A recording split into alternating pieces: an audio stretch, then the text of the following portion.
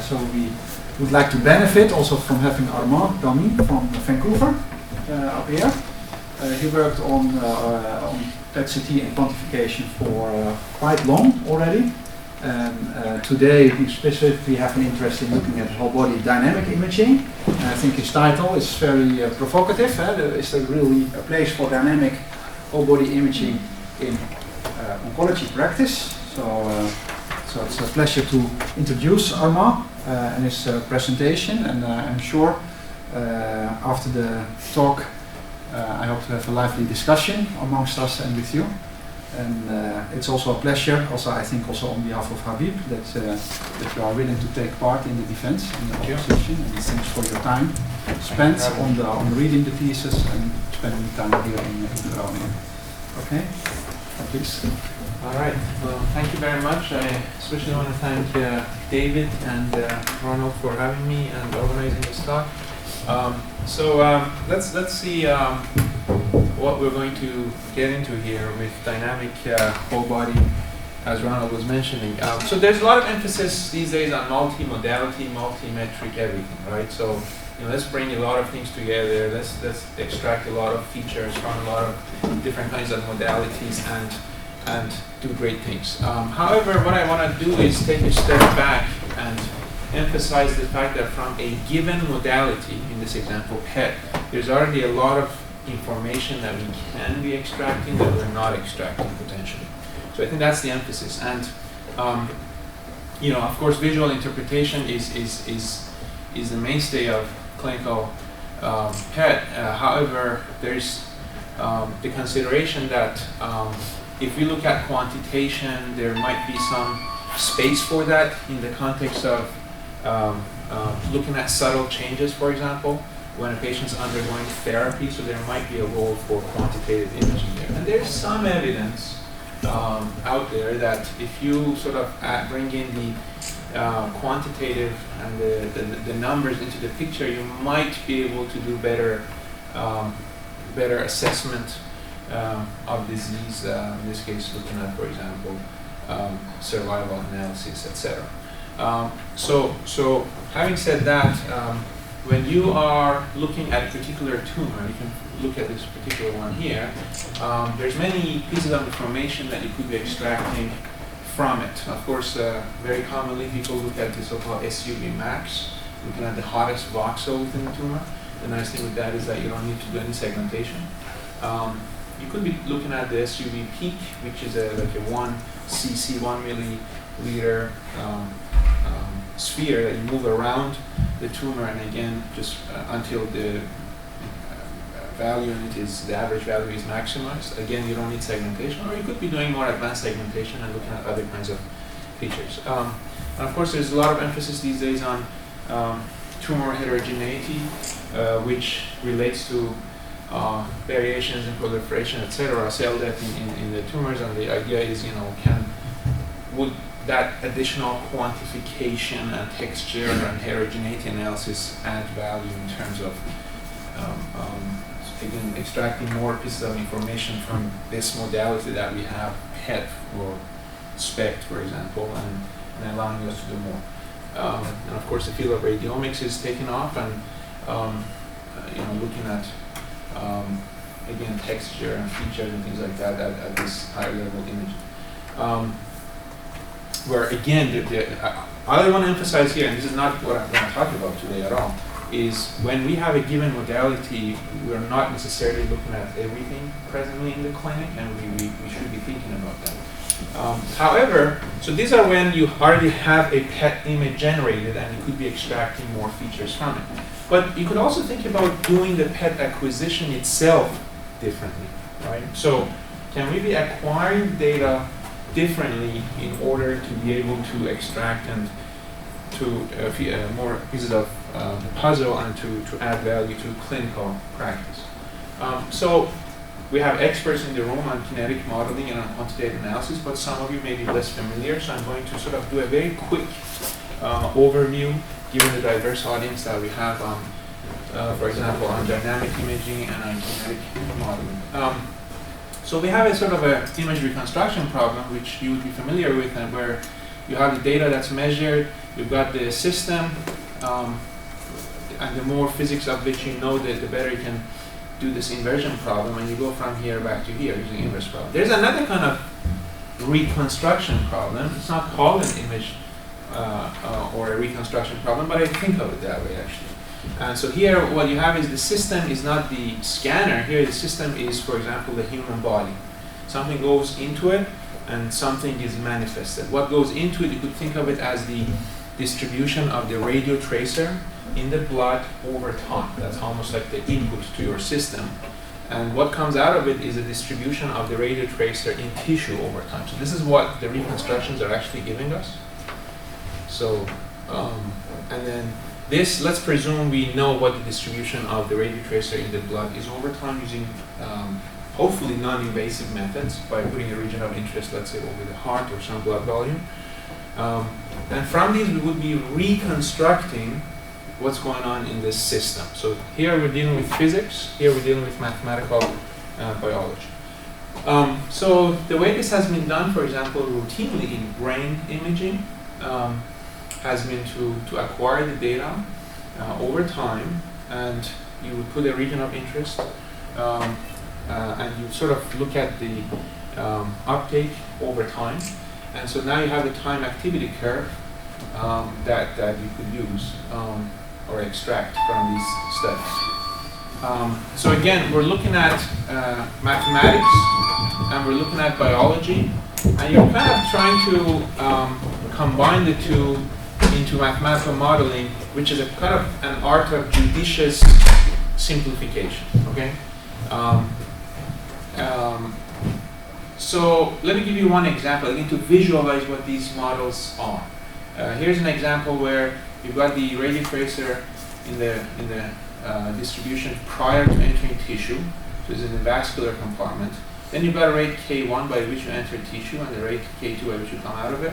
This is a free ligand, and this is when it binds to something, for example, in receptor studies, for instance. So you can sort of see it would be nice in practice. We're not imaging these rates. We're imaging the total available radioactivity in the tissue and maybe a little bit in the blood if it's in the field of view. But it would be pretty cool if you could actually estimate what, for example, K1 is, or what K3 is, or what a combination of these things are. So that's why we would write compartmental models.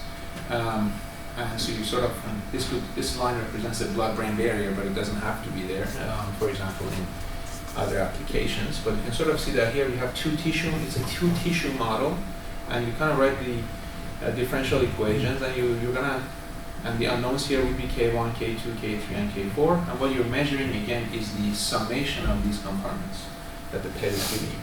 Another example where this is again conventional PET imaging, but if you're able to, for example, estimate K3 or K1 or some combination, this is the kind of image you would get. This is really on an old scanner, so the qualities are not impressive. I'll show you better ones quickly. But this is a powerful concept. It's not a usual PET image anymore. This is a parametric image, where the value in each voxel is very meaningful physiologically. Like it could be K3, it could be K1, which is very meaningful, as opposed to what, if you say PET uptake in the tissue. Here's an example. When I was at Hopkins, an example of multiple radio tracers that we're generating parametric images for. So again, these are average over a number of patients, but these are parametric images where you're looking at, for example, dopamine receptor, dopamine transporter, serotonin, looking at cannabinoid, and all kinds of things. But the point is that these images are routinely generated in brain imaging, but not, of course, in the clinic. So we'll talk about that. Another place, not in oncological practice, but in cardiac imaging, actually, now we have applications, and it's done quite widely, where this kind of a model, you can think of it as you've got the vascular space and the capillaries, and you've got K1 again going into tissue, coming out of tissue. It turns out that K1 is highly, highly related to the blood flow, and you're trying to visualize the blood flow in cardiac applications.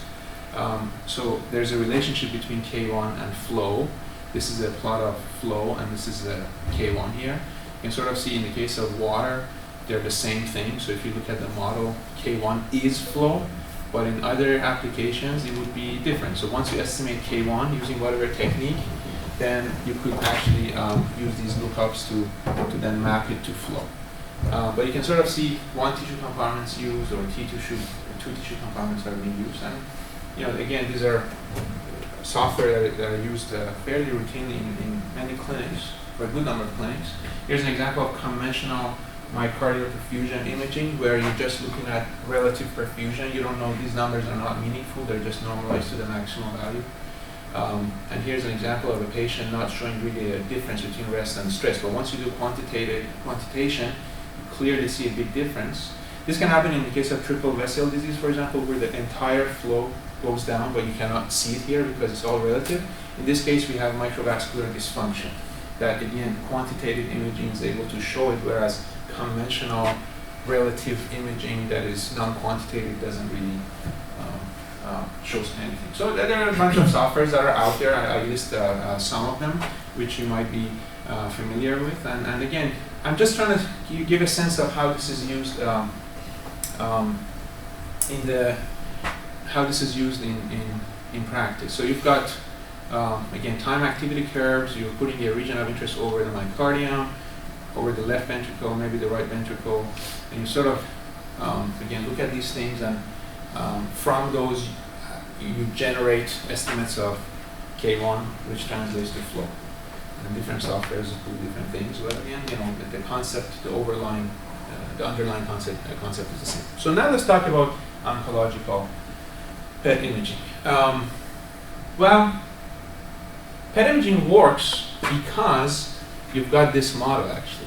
The FDG PET imaging works because you've got this model, where you've got FDG again, you'll see this two tissue model show up over and over again. This is a vascular compartment for FDG. This is FDG in tissue, and this is after it's been phosphorylated. Often K4 is considered to be negligible. So typically people write this model like this, and this is the reason actually FDG PET imaging works so well, because the radio tracer accumulates in this compartment. That's why you've got this kind of an uptake, this trapping mechanism. And so that's why we have a patient injected at time 0 and imaged after, let's say, an hour, so that this accumulation takes place in this compartmental model. But you could really write this down, and you could sort of intuitively, you could be asking yourself, okay, I am doing imaging at 60 minutes, but what if I was plotting the slope of these curves? Would that give me additional value? What if I was looking at the dynamics as opposed to just one single image? So again, you could write these compartmental models, they're the same. The reason this is not used in the clinic is whole body imaging. So the typical thinking has been either you do dynamic imaging, single bed, like you do in brain, or you do in cardiac, or you do static imaging, whole body.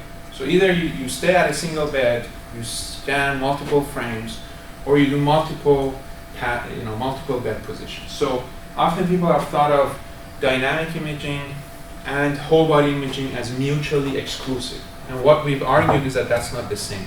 That's not the case. You could be doing both. You could be doing dynamic whole body imaging. So again, this has been popular in brain and cardiac because it's in single bed.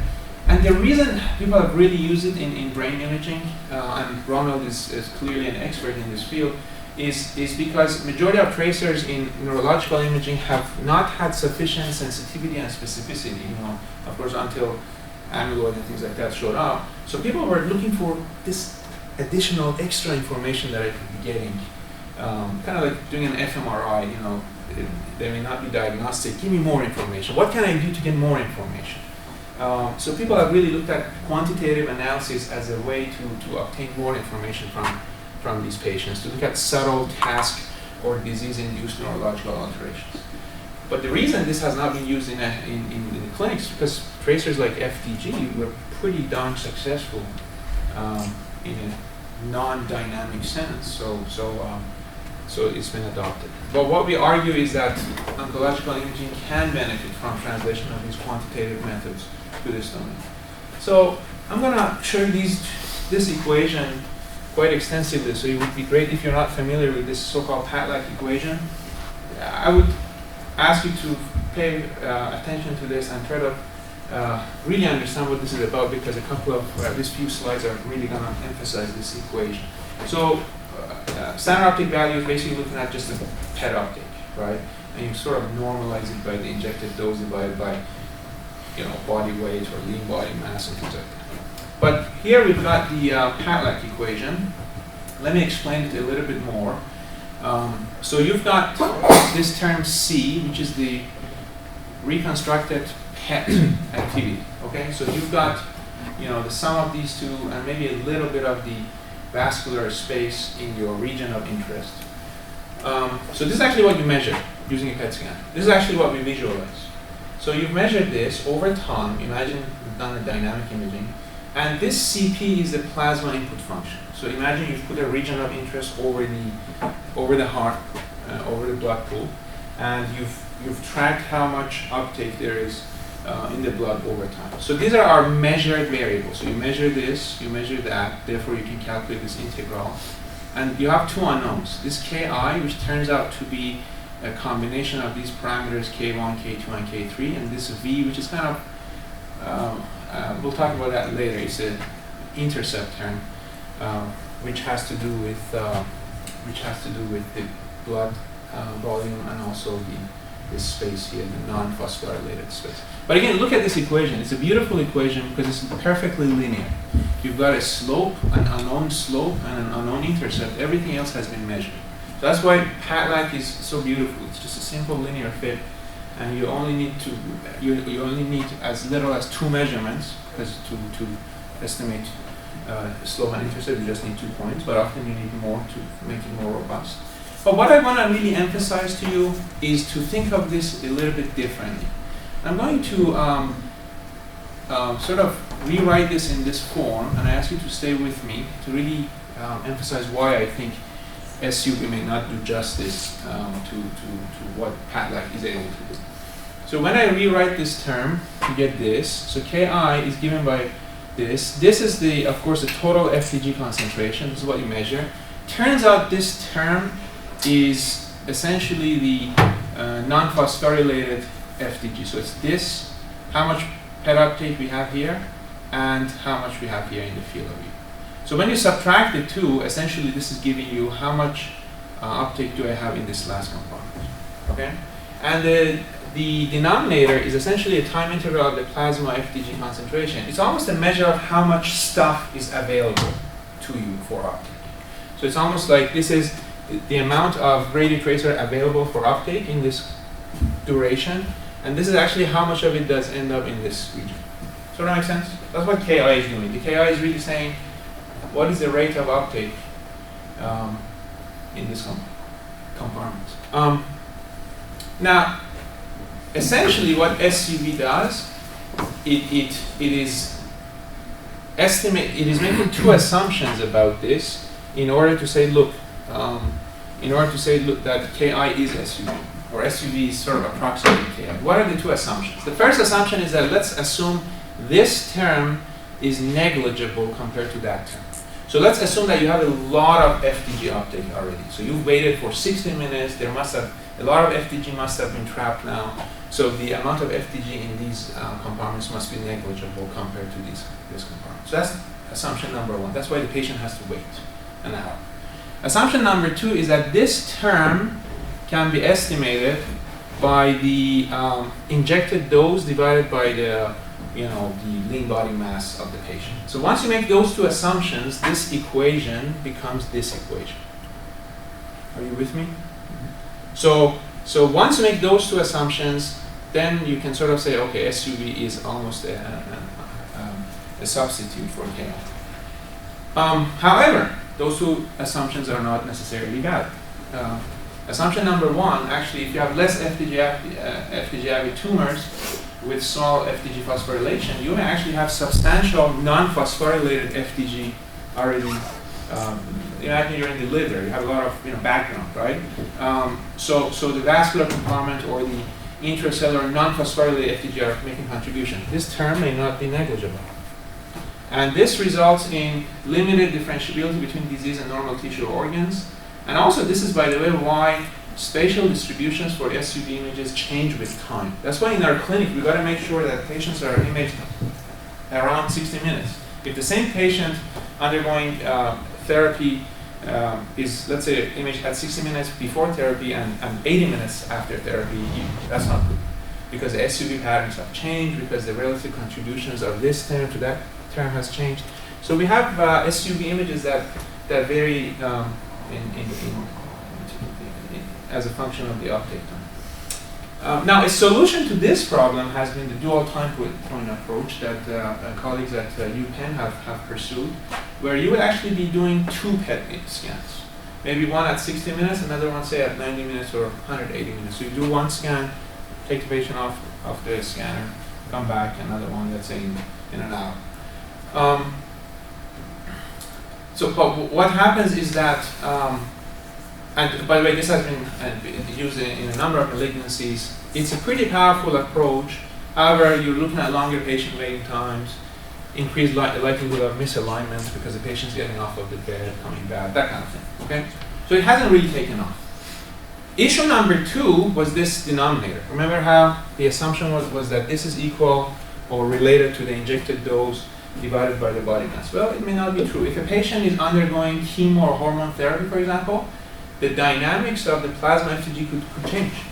So no longer can you, if because of your therapy this dynamics changes, then that assumption is no longer valid. So you may actually see Ki change, not because the tumor has changed, but simply because the available FDG provided to the tumor has changed. But you are not capturing that in SUV, because in SUV you're saying it's the same dose injected to the patient, same weight for the patient, it's the same, but it's not the same. So that's why it's important to look at this term and to actually quantify what is the plasma FDG concentration. So this is why, some earlier studies, it was shown that patient populations with varying plasma dynamics may not give you good correlations between SUV and Ki measures. So here's an example. Of course, people have done parametric PET imaging for a long time, but they've done it at a single bed level. So they would look at it. Here's an example of breast metastases that we're looking at the liver here, where Dr. Wall and his team showed that when you do SUV image, you get this kind of a thing, and then when you do PAT-like parametric imaging, this is an image of Ki, right? The slope of the PAT-like. They managed to suppress the background and a lot of the blood stuff that were happening in the background. So we know there's an interesting information captured by these parametric images, but again, these have been maintained at the individual bed level, not a whole body. Here's a data set that I found by quite an accident. So this was renal cell carcinoma study. You've got a patient who's imaged, then comes back in 1 week and then maybe another month. So you see, so we've got liver time activity curves. There's a tumor in the liver, that's red, and then there is the background liver, that's yellow. You see that by bad luck, at 60 minutes, the two have the same uptake. But clearly see that the time activity curves are different. So if you're just imaging at 60 minutes, you're not seeing them separate from each other. Patient comes back a week, you don't see it. Comes back in a month, unfortunately the therapy is not working, the disease is progressing. But here, because these two are not on the same uptake, we're able to see it. But had we processed this data differently, acquired differently and processed differently, which we did, we would have actually seen the tumor early on in that very first scan, which we would miss it if we were doing SUV imaging. So this is a PAT-like slope. You see that even though the values are the same, the slopes are different, and therefore we're seeing something. So dynamic whole body imaging. Why do we think this can work? Well, current PET systems are getting increasingly better, and so you can actually do a single bed scan in under 30 seconds now with pretty good, very good quality, right? And combined with iterative reconstruction, you can actually do a whole body pass in just 3 to 5 minutes and get good quality, and then you do multiple of those. Instead of doing one slow pass, I would just do multiple quick passes, okay? And also we could do, the beauty of whole body imaging is that you won't necessarily pass over the heart. right? And that means you will keep coming back to the blood pools, and therefore you can use that to estimate the plasma input function. Okay, that's another. So we propose this. We started working in this area in 2011, and then we published the work in 2013, led by Nicholas in our lab, who did tremendous work in this area. And you can sort of see the idea is pretty simple actually. It's multiple whole body passes, and you sort of do this. You generate multiple images, and then presumably you've spent some time over the heart early on. Let's say you first do a 60-minute pass over the heart, and then you start doing multiple passes. Okay, so you build your input function, and then if you sum the images, you get SUV images, conventional SUV images by summing. And then if you do the Padlock analysis, this would be the Padlock slope, and this would be the this actually both are Padlock slope here. I'm not showing intercept. I'll show you intercept in a second. So again, looking at Padlock plot, we could estimate the slope and the intercept. And here's an example of a study of a patient where from a single acquisition, you can generate 3 kinds of PET images. Conventional SUV by summing the dynamic frames, Padlock slope, and Padlock intercept. It's kind of like you show up to an MR imaging session and they give you multiple images of you. It's kind of, we could be doing the same thing with PET. From a single acquisition, we could be generating 3 kinds of images, conventional SUV, KI, and you can sort of see, for example, this tumor shows up better here because a lot of the background has been suppressed. When we first introduced this, our clinicians and residents in training, they were like, we're not used to looking at these images. The background is way too suppressed for us. So it's kind of interesting. But the images can be noisy. Here it's not noisy because we're doing longer duration. I'll come back to that one. So there are some potentials. Oh, by the way, this is the slope image. This is the intercept image, which is kind of like a background, and that could sort of be visualizing how much background and vascular contributions you have. That might be interesting. So the beauty of dynamic whole body, or the potential of it, is that you might be able to better quantify systemic disease. So we're looking at cancer, inflammation, infection, etc. And it could move beyond diagnosis and look at places where subtle changes in numbers might be important. Quantification might be important. So there are some examples I'm providing here. Clinical trials. Often clinical trials, you've got patients on them who have disease that has spread all over the body, and yet we want to look at whether these therapies are making subtle changes. So we want to quantify, and yet we want to look at the whole body. So that's another potential. We could be looking at systemic interactions and responses. There's a lot of increasing interest in the gut-brain axis. Okay, so for example, I'm just going to show you 2 examples where bacteria are sort of activating in the GI tract area, are activating the neural pathway. Okay, or we've got examples, for example, there are examples also in Parkinson's disease where you've got propagation from the gut up to the brain. Also the heart-brain axis. There's a couple of really interesting studies showing that myocardial infarction would be related to neuroinflammation. So there could be a precursor to neurodegeneration. Or here's another study where it showed that FTGP activity was associated with arterial inflammation. So again, you've got the heart and the brain. So you're looking at the whole body. There's some interactions going on. Can we quantify better? Here's an example where we applied this to DOTA-talk. Of course, now with theranostic imaging and with radionuclide therapy, there's a lot of interest in these radio tracers, where essentially we did 6 minutes over the heart, and then we did multiple, in this case, 8 whole body passes. You can sort of see that this is just a tool at this point. You can sort of see that you're able to visualize things, look at the whole body, see how things are changing over time. And had we only looked at a single bed position, we would have missed, for example, tumors that are outside of the usual field of view, for example. Okay? So again, that capability is nice. We also tried this with my colleagues in University of Wisconsin in Madison to do this on a PET-MR scan. In PET-MR, you can even justify this more because the MR sequences are taking more time, so the duration of a scan is longer. So why not use that duration to also do PET imaging on top of that? So they did something interesting. Simply, they had the patient move quite a lot, actually. So this is a common thing people talk about, using the MR sequence to estimate the motion and then correct for motion. So they did that for the brain study, corrected it, and then they ended up generating kinetic modeling for whole body kinetic modeling architectures. So what are the advantages of the proposed approach? Well, you could potentially improve quantification. You get to remove some background uptake, allowing small and less FDG-avid tumors to be identified. So the parametric values may now go to 0 because you're getting rid of a lot of background. And you could still get your SUV images by summing the images. So you may not be losing much, assuming the patient does not move significantly between these passes. Or there are some examples, like if the bladder, we had one patient where the tumor disappeared in parametric imaging because we noticed the bladder was expanding. So that's an example where this may not work well. But from our experience, our patients within these, let's say 30-minute scan durations, 30 even up to 45, they've been pretty stable.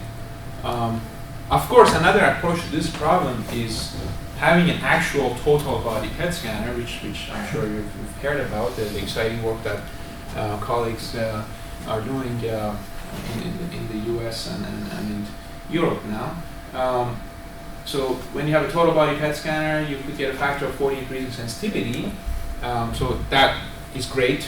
So you could be reducing the imaging duration or the dose, but also that actually allows you to do dynamic whole body imaging very naturally, right?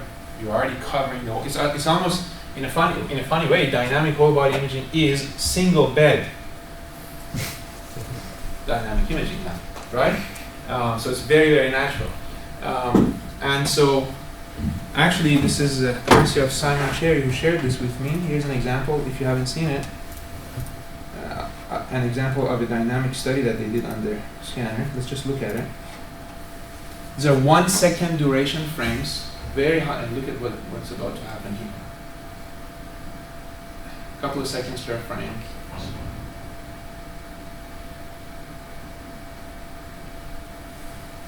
And they're going to switch to longer duration, now 1 minute per frame. You can sort of see, so you saw the initial uptake, the injection was from the foot, and then gradually there's increasing uptake, etc. So it's interesting. So, we're looking at things that we haven't looked at before, in a sense. And so again, this is a natural way to do this. However, it's done on a very, very special scanner, and there's a discussion about what's the future of the scanner. Many people are clearly excited about it. The approach that we're proposing in dynamic whole body on existing systems is applicable on existing PET scanners. Crash. It's too much for it to handle. Too excited by this stuff. Okay. All right, so almost there.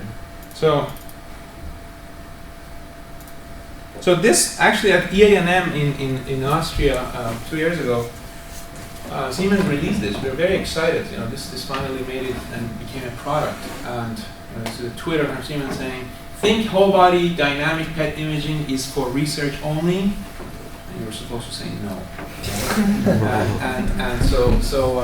The beautiful thing is the technology is now out there. Okay, so here's an example of, for example, the way they've implemented. They funded our support from early on and finally made it into a product. It's called multi-parametric PET. You can sort of see again. You could stay over the heart if you want. You don't have to, and we'll talk about that. You could actually use population-based input functions, which is in the product also, and then you start, passing through it. Of course, they use the flow, which is continuous PET, but you really don't have to. Right? Most of the work we've done has been not based on flow. It's been a step and shoot kind of thing. But again, technology is there, and you could do this on other scanners very naturally. Though on other scanners, for every pass, you may have to press a button. Right? You can set it up, but press a button every pass. So hopefully, the vendors are going to make this into a more natural thing. So this is a article we recently published with a number of colleagues, including Habib, who's in the audience, who also tried this in Geneva, and we had a nice collaboration there. And here's an example where I just try to summarize different groups doing different things on this. Notice how the durations are very long. This is not, the thinking is not that we're going to do 100-minute PET scans. No, the thinking is, let's do 100-minute PET scans or 90-minute PET scans, and then within that 90 minutes, find the best, 20 or 30-minute duration that we could be using in the clinic. So my own thinking has shifted over the years. We really wanted to do this at time 0, at time of injection, because there's a lot of interesting kinetics going on there, but you don't have enough statistics, right? So you cannot get conventional SUV images. So over the years, we've kind of drifted. Like the latest we tried was going from 50 to 80 minutes. So when you do this, or you could do it a little bit earlier, maybe 40 to 60 or 70 minutes. When you do this, you're kind of, by summing these, you kind of get SUV images, and you still hopefully have some kinetics going on. So it's work, active work, and again, the point is you don't have to have the initial uptake in the heart. You could actually use population-based input functions, and simply in the later phases, you could just scale the tails to how much blood is in the heart in the later passes. So you have some population-based, scale it to this specific patient and go from there. Often people say, well, that's population-based input function, I'm not comfortable with that. I would say SUV does nothing, right? So at least this is something, right? So it's worth thinking about it. And again, the PADLAC model is easy to implement. So there was a really nice point-counterpoint that happened recently. Habib actually asked me to contribute to this. He organized this, moderated this point-counterpoint. I declined because I said, Habib, I'm kind of a little bit too close to this. I'm biased. I want to see other people contribute. So I was so glad to see that Richard Lee and none other than Ronald contributed to this. It's an excellent piece. You guys may want to look at it. It's a very good discussion, and I think a couple of really good points that Ronald raises really makes the discussion drift, because this statement is very, very strong, saying parametric PET imaging will replace conventional imaging. Okay, and so what Ronald says is, which is very valid. He says, well, as PET scanners are getting better, that means that conventional imaging, SUV imaging, you could do it in shorter and shorter durations. So now we've gone from 30 minutes to maybe 20 minutes, maybe we can do 15, 10 minutes, right? So as that becomes shorter, then we have to now justify doing longer for dynamic imaging. So in a sense, and then Richard sort of admits later, he says, yeah, I guess PET has been because of its own success, the dynamic imaging would be challenged. So I think that's a real question. Where is the place for, are people willing to image 30 minutes now, routinely? The answer is probably no, right? But can we look for some applications? So Richard Carson, in a talk that he gave, and Ronald mentioned this in his piece too, he said, well, why don't we all do the first patient of the day? It's free, right? First patient of the day, it's waiting in the waiting room. Why not just put that first patient of the day on the bed every day? Okay? And why not do that? It's free, and it allows us to accumulate evidence and to look for the right applications for this. So, I fully agree. So I would say, does dynamic PET imaging have a future in clinical oncological practice? I would say quite possibly. You will not replace it. I agree with Ronald completely there. But the technology is now available, and that's the point I would like to emphasize. The technology is now available. We have to now look for collaborative efforts to build evidence that this can really make a difference in certain applications. Having said that, some acknowledgements, and thank you very much.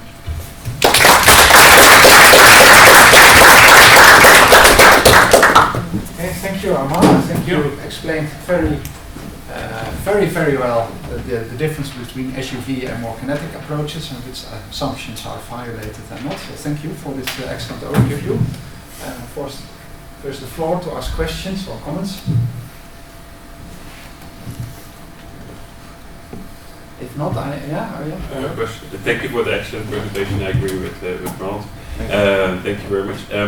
One of my questions is, because I was still thinking, like you used to also that I'm originally from MR, so I like to measure immediately when you inject something, right? That comes naturally. And you said so you don't have the statistics in the beginning, right? So maybe a bit of a provocative question, but isn't that just a sensitivity issue? So if we get better scanners, then we can just do it in the beginning. Sure. I mean, I agree, but again, the argument would be as we get better scanners, then maybe we could be injecting even less for the later phase imaging. So there's always that interplay and that sort of thinking that comes into the play. Okay. Yeah, I agree. It's a bit of a dilemma. And do you know if that has been done actually on the whole, let's say the whole body pad of Simon Cherry? Has been working on like doing very early imaging? I don't know if he has, but dynamically. I mean, the one that I showed you, they were obtaining individual frames 1 second duration of frames, right? Yeah. The emphasis so far on that scanner has been we can now do like, let's say, breath hold PET imaging, as you've been hearing, maybe just a 30-second PET scan or less. But looking at early imaging, looking at kinetics, that discussion is not quite there yet. Okay. So definitely room for exploration and yeah. Thank you. Maybe if I think it's also interesting, for example, with the whole body PET, the early imaging as a kind of a proxy for perfusion, especially in drug development studies. It would be beneficial to maybe tease out some kind of an indication of perfusion versus specific binding or trapping or whatever the tracer tells you. Because sometimes if you do drug studies, we don't know, does the drug not get there or does it not bind, for example? And at least if you have this, and now we do it with water or MRI or some other techniques in perfusion. So also there, you could actually use the tracer, the initial part, as a kind of a flow tracer potentially. I was wondering about standardization, because I can imagine that's also quite complicated when you are introducing something like that. If you want to introduce it to the clinics, you need to standardize it. And then you said, of course, you have all these individual parameters that have influence. So the blood volume, the heart rate, of course, the different tumors. Like I said before, if you have an indolent tumor, it takes up less. So you might have to, I think that's a problem, right, in standardization in the clinics, because you have to adjust for so many parameters. I agree. And so I think this is, now that the technology is kind of here, I think we have to quantify a lot of those things. I would add on top of that things like retest performance, right? So a lot of the stuff that people have done on SUV now have to be done in this sense for whole body, let's say PAT-like, or primarily I would say PAT-like imaging, because that's the most sort of feasible one that's out there. So yeah, there's a lot of work that needs to be done, a lot of reporting, and a lot of standardization.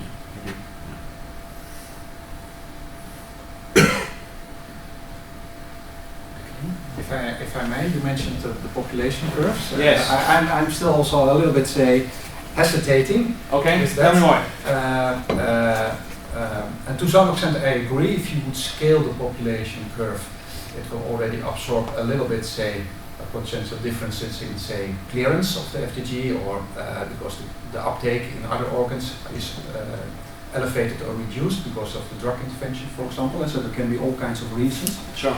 But along with the amplitude, also the shape changes. Yeah. So there is still, and I agree, it's, I think, one step closer to reality than the SUV. Yep. So I think also there would be nice to maybe follow Rich Carson's suggestions and then see if he would do those, second step approximations, how well these are valid. And I also agree, we cannot scan patients for hours, maybe a very specific subset for 1 hour. So if we can potentially reduce it to 20 or 30 minutes, then I think the acceptability also for the clinics to make it compatible. So I think it's worth to explore. Absolutely. Population curve and scaling, but let's see. Fully agree.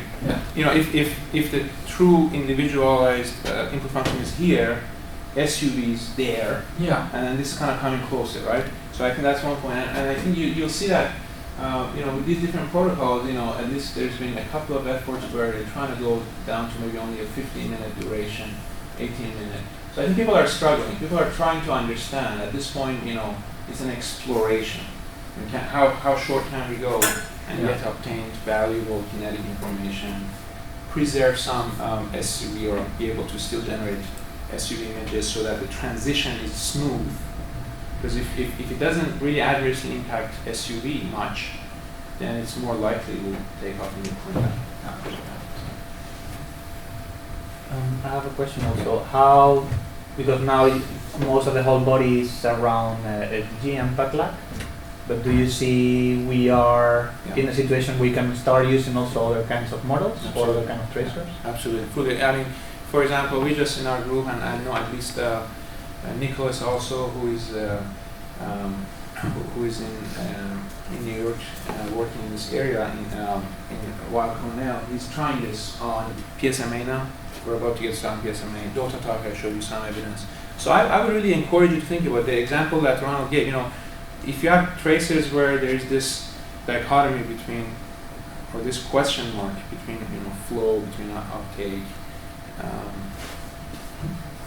So I want everybody to be thinking about what radio tracer you think this could especially, it could especially benefit from this kind of approach. I fully agree. I think FDG clearly is the initial frontier, but people are starting to look at other tracers. Yeah. In the same line as what David just said, as we move also towards radio-labeled antibodies, which technically I don't know exactly what every antibody does, but you would expect lesser background noise and more targeted imaging. True.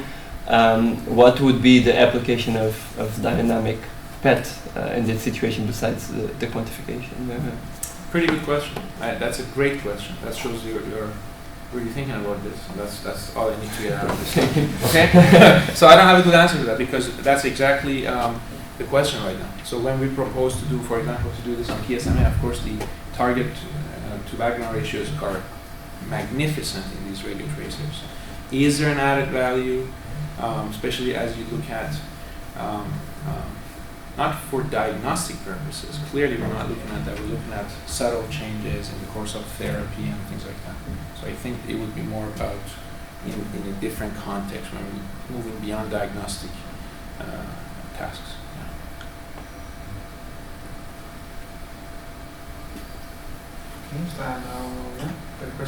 I would like to thank you again with one more round of Thank you. applause.